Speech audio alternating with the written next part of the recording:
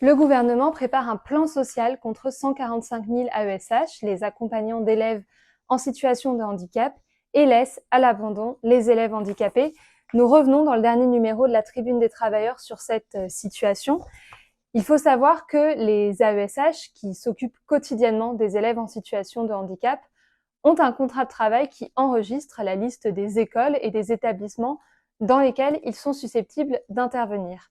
Or, les AESH sont en train de recevoir un avenant à leur contrat de travail qui double le nombre d'établissements et même de communes dans lesquelles ils doivent intervenir. C'est un véritable chantage que leur fait le gouvernement, car soit les AESH acceptent de signer l'avenant, ce qui signifie accepter des conditions de travail encore plus désastreuses et des contraintes aussi que certains ne pourront pas assurer, soit ils sont considérés comme démissionnaires, c'est-à-dire qu'ils perdront leur travail et qu'ils n'auront pas le droit au chômage. Comme l'explique une AESH que nous interrogeons dans le journal, nous sommes perdantes, quelle que soit notre décision. C'est donc un véritable plan social que le gouvernement organise, et le gouvernement ose dire que les AESH seraient un obstacle à l'autonomie des élèves handicapés.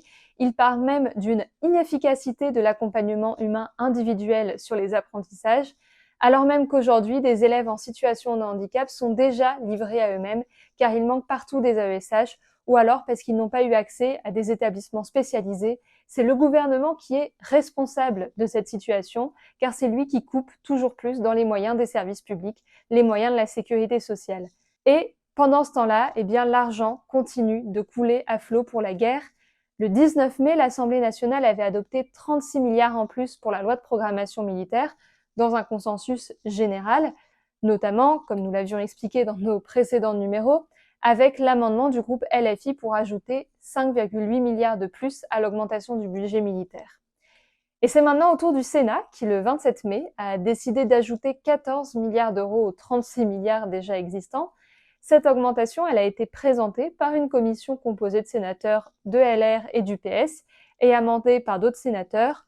On peut noter par exemple l'amendement d'une sénatrice du Parti communiste, amendement qui, je cite, avait pour objet de garantir aux troupes un entraînement adapté à la haute intensité en permettant l'usage des armes et des munitions en conditions réelles. C'est donc à nouveau un consensus général au Sénat, de la gauche à la droite, pour augmenter les budgets de guerre. La Tribune des Travailleurs, c'est aussi l'actualité internationale, et nous revenons bien évidemment sur le soulèvement révolutionnaire ouvriers et paysans en Bolivie pour chasser le gouvernement de Rodrigo Paz, subordonné à l'impérialisme. Et nous rendons compte notamment d'une initiative des syndicats des travailleurs des services publics de l'État de Santa Catarina au Brésil, qui a adressé son soutien au soulèvement en Bolivie et qui affirme « Nous nous adressons au gouvernement Lula afin qu'il exprime son soutien aux travailleurs boliviens et à leurs revendications et qu'il n'envoie aucune forme d'aide au gouvernement de Rodrigo Paz.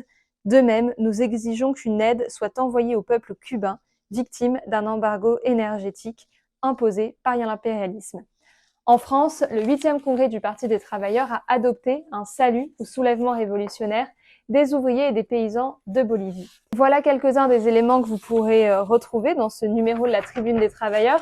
N'hésitez pas à vous le procurer et surtout, pour n'en manquer aucun autre, à vous abonner. Nous avons lancé notre campagne des abonnements d'été, 10 € pour recevoir le journal en juillet et en août et pour soutenir la presse ouvrière indépendante.